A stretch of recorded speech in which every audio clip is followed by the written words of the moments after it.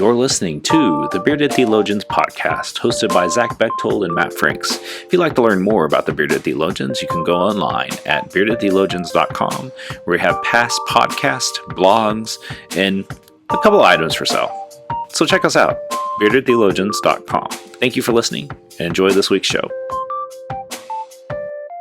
You're listening to the Bearded Theologians podcast, hosted by Matt Franks and Zach Bechtold. So this week on the podcast, we're going to talk about Holy Week, as Holy Week begins on Sunday with Palm Sunday. And Zach, as you think about Holy Week, what comes to mind for you?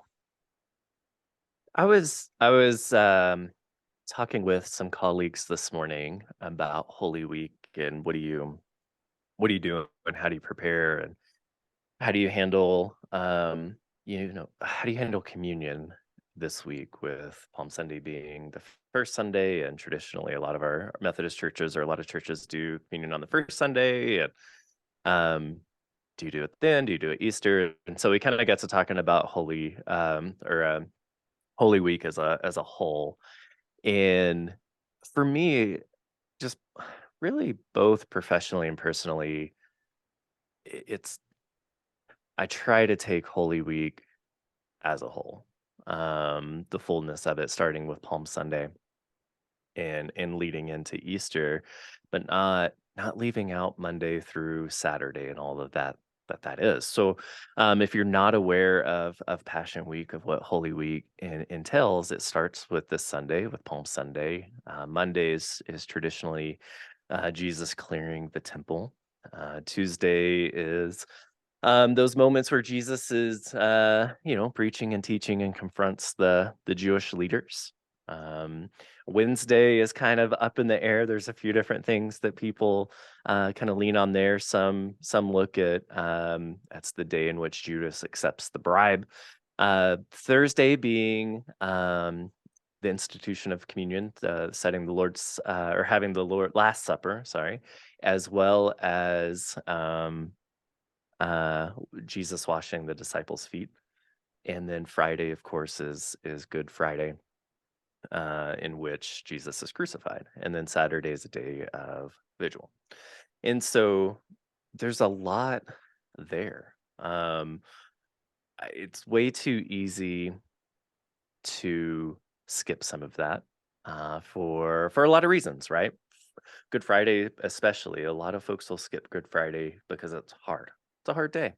But it's probably one of the most faithful days we have in the church that really culminates from Ash Wednesday and all of Lent to Easter, that we intentionally sit in our grief. We intentionally sit in the really hard stuff in our faith and in our life. And it's a really fruitful and faithful day. But you take the whole Passion Week all together and you see the fullness of why it's important.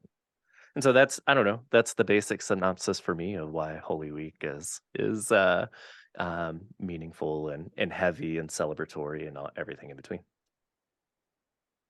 I think any one of the struggles I have with Holy Week is when people do Palm Passion Sunday and they skip the week itself.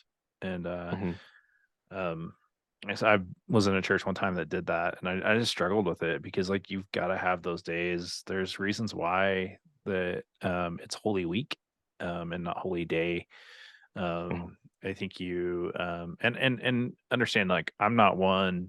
I actually like having just a Good Friday service that kind of encompasses the whole week, but then also just is reverent to the fact that this happened, and that and then have Easter be the response to the week. And right. I was sharing with Zach before we hit record is that in the I want to make sure I get it right, because I know it's got a I think it is the Today's New International Version is the correct name of the Bible, but it was a Bible that Zondervan produced in the early 2000s with the hopes of being semi-inclusive. It's the Today's New International Version, and they have this in the study Bible. They have this amazing map of Jerusalem or of Jerusalem for Holy Week, and they map out how Holy Week goes. And I've always used that in certain settings to paint the picture of why this week is sacred and why it's important to remember, to celebrate, remember, and to look forward to Easter. And for me, it's one of my favorite weeks of the year. Is morbid, and part of me feels like that's a little bit morbid because we killed Jesus. Yeah, right. But then I also know what comes on Sunday, and so it's also one of my favorite poems. I'm not gonna lie. I love that poem. It's Friday, Sunday's coming. I mean, I just love it. Mhm. I love how I use it. I'm actually, since I'm in a new appointment this year, I've got to have a new recording of it because some of the Right. my voices, though people wouldn't know those voices, and so I'm gonna get some people to record that poem for me and utilize it at the end of the Good Friday service. And looking forward to a Monday Thursday that has an all women cast for the story, Mhm. and that's going to be cool and interesting. It's something this church has done a couple times, and there's people that are excited about that. There's people that have raised eyebrows about that. I mean, it's all the fun things, but I think I'll lean into Jesus's teaching here and say that there's a reason why this week is necessary for us, and Mhm. that we should pay attention to it and find ways that we can remember, learn, and celebrate and mourn, and then look forward to Easter. It is Right. one of my favorite weeks of the year. Yeah. Well, and it is mine too. It's always a stark reminder for me of the fullness of life, death, and resurrection. I think too often we get caught up in one of those, life or death or resurrection. And there's something bigger when they're all together. When we remember that there's a fullness in all of it, that we can't have resurrection without death. We can't have, life without any of it, right? And so I that's what I that's so much what I love about Holy Week is we get to lean into that really, really intentionally and not get caught up in one aspect over the other.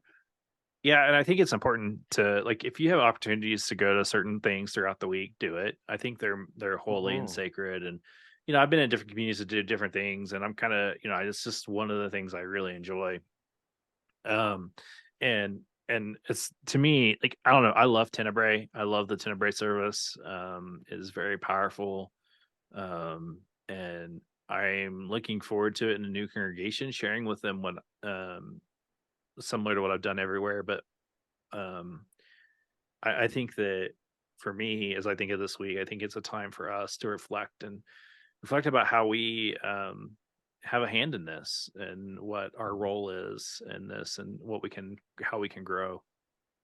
Uh, which leads to a lot of things. Like, I mean, I think one of the interesting thing is you look at the story and you look at the time before Jesus dies, like that short span from when he's arrested to when his trial is. So he's there's so much theology that's inept in there, that's like steeped in there, that I think sometimes gets overlooked by the fact that he was arrested. I mean, there and then just put to death. There's just so much there that we have to Right. wrestle with, need to wrestle with, and and acknowledge how this week has been used for anti-Semitism. I think that's something that we Mhm. have to share, and I think it's something that we can point to things that aren't the reason why it's really shouldn't be, but it was Right. used. I'm not gonna lie. I mean, this week has been used for anti-Semitic thoughts and behaviors by Mhm. Christians.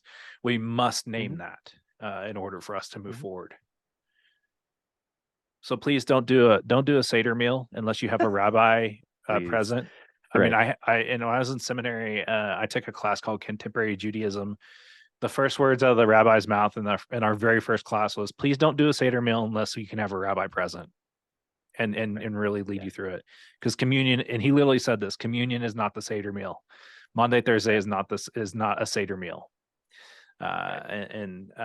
I have clung to that, and feel free to send me rebuttal emails at beardedtheologians at gmail.com.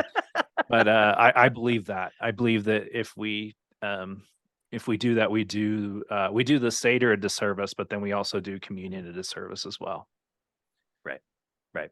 No, those are the important things to remember as we lean into this week. Like you said, go and celebrate and be present in your communities. We all have a variety of um, practices and traditions. If you can make some of the other ones, please go, because it shows us something different. But then don't co-opt it on your end, right? Lean Yeah. into the things that we do well, Yeah. and no, I think that's important to remember as we venture into a very um, a very hard but very life-giving and hopeful week. So yeah, it's hard to say celebrate Holy Week. Like, I don't experience Holy know. Week. I'm all right with it. I think you could say experience Holy Week. Awesome. Uh, I don't. I celebrate seems a little bit too joyful to me when it needs to be more solemn. But yeah, celebrate Holy Week this week and see like and truly like take it in like Palm Sunday, wave them palms like crazy, man. And then go throughout the week knowing what happened and do some study on that. I think you'll find some heart in that when it comes to Easter. Yep, Anything else, Zach? that's all I got. So as we try to play 500 balls best as we can, we encourage you to go to the website at beardedtheologians.com. Check out our old past content along with picking up some items for family things, and maybe you've got some holidays you need some great gifts for your theologian in your family or circle. You can do that all at beardedtheologians.com. And so for the Bearded Theologians, I'm Matt Franks. I'm Zach Bechtold. Thanks for checking us out. Guys, I want you to subscribe and like this video and push that thumbs up. Thank you for listening to the Bearded Theologians podcast. Don't forget to like, subscribe, and share on all social media outlets. You can check out old episodes and more information at beardedtheologians.com. Thanks for checking us out.